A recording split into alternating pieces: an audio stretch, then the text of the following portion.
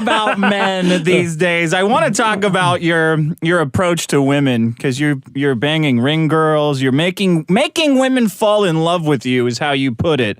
I don't know. You're probably not aware with this, but there's a virgin contest in this show. I got a bunch of guys who listen to the show who are virgins, and they want to lose their virginity, but they don't know how. And I've been trying to help them slowly but surely along their path to take what is rightfully theirs, what God put on this planet for them to enjoy. Kickboxing is the answer. Yeah, less video game, less comic books, more pussy, more taking what you want. How do you approach women, both in your personal life and your business life? Although they seem kind of intertwined and.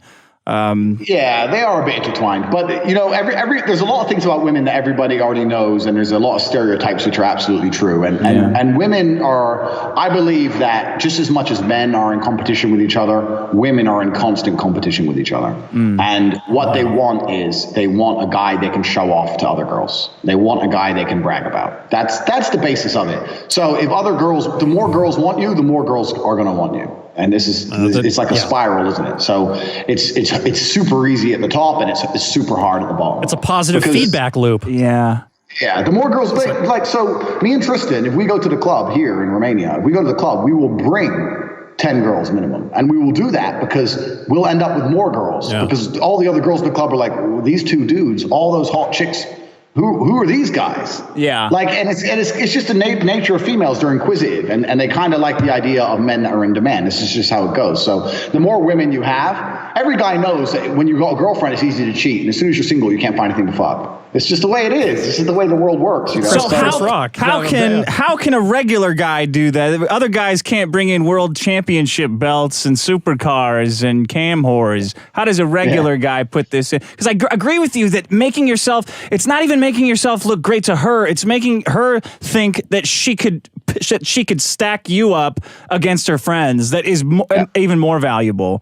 Yeah, exactly. That's exactly what it is. And there's a whole bunch of boring answers about, improve yourself as a person and self-development and all that crap. Which is bullshit. That's one side of it. Yeah. Yeah. I mean, but that's one side of it. But I think another side of it is you need to be uncompromising, and you need to be uncompromising in a very positive way. So I always say to people, I've never been in the friend zone in my life. And the reason I've never been in the friend zone in my life is because I'm very clear about my intentions. Mm-hmm. I think you're beautiful. Oh, well, we're friends. Well, no, we're not, because I think you're beautiful and I want to have sex with you. So are you coming on a date with me or not? Yeah. No? Okay, goodbye. And I think that a lot of the biggest mistakes guys make is they don't believe they can be affirmative as a man without coming across as an asshole or coming across as a jerk or coming across creepy. You can just be affirmative in who you are and be confident with who you are and be clear about your intentions, and you'll be fine. And I actually have there's a whole bunch of guys who come to me and I try and teach them about girls and stuff and that kind of thing. And I don't really consider myself a pickup artist as such. I don't try and get as many girls as possible. What I was always trying to do was get girls to fall completely head over heels in love with me. So I kind of feel like my expertise. Do you text them things like "I'll buy you wings," stuff like that? So how do you get them to fall in love with you? It's kind of like a gradual process. Yeah. So I kind of have some tests and some milestones. So wait, let me tell you this. Let me tell you this before you say it, because you can please correct me. But a guy in high school, this guy who fucked a lot of chicks in high school because he was older than everybody, and he looked like a man in high school. Yeah. I don't know how this came up. For some reason, I was talking to him in high school, and he's like, "Look, man, I was a real young kid." He goes, "Look, you just got to make them stop thinking about what you want. You've got to make them want it. Everything you do should be focused on driving them nuts, like getting that pussy going, so they want it, and just getting their circuits, like getting them in the red all the time." That's what you need to do. Yeah, go ahead. I agree with it. But my view on it is this: women are absolutely emotional, and what I've learned is it's better for a woman to even hate you than feel nothing, because women live in an emotional world and they want constant drama. Look at Keeping Up the Kardashians. Look at the shit they watch. Yeah. They want constant drama and they want constant interaction and attention. So what I would always try my best to do is I'd try and make girls very, very happy, and then I'd try and piss them off as much as I possibly could. And the emotional roller coaster of it just made me such a a entertaining individual that it was very hard to replace me. Because they'd say, oh, I want a normal guy. And then they'd get a normal guy and be like, this is fucking sucks. boring. Yeah. This is boring. So so you could do anything you want to a woman except bore her.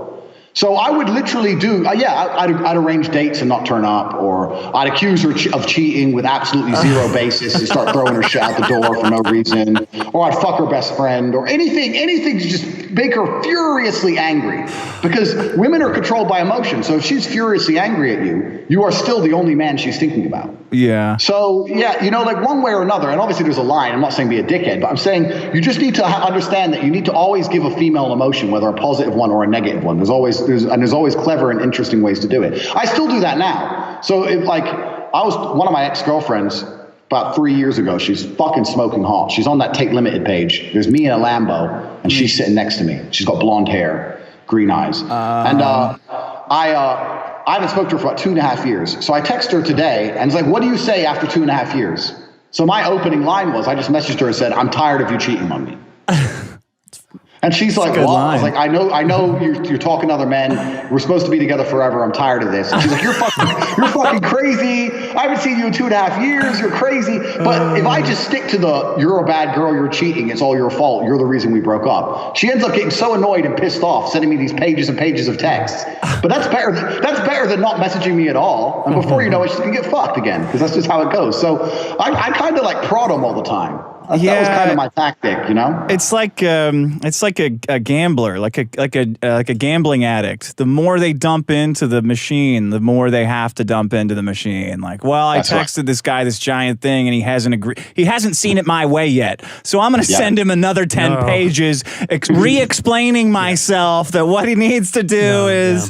Yeah, they do love that. And that's another thing you can do with women is you attack their morality, because most women like the idea of being, even though we live in the modern world and women, there's a lot of girls who say it's cool to be sluts and stuff. The reality is a lot of girls like to see themselves as a good girl. Oh, yeah. So everything is a guy's fault. Everything they did is something a guy tricked them, some mean devil tricked them into doing. Tricked him to go on webcam. So I'll just say, look, I thought you were, I'll say that kind of shit all the time. Oh, I thought you were a serious girl, but it seems like you're not the kind of girl for a relationship. I can't believe you cheated on me. And she'll be like, what the fuck? I haven't seen you in 2 years. What are you talking about?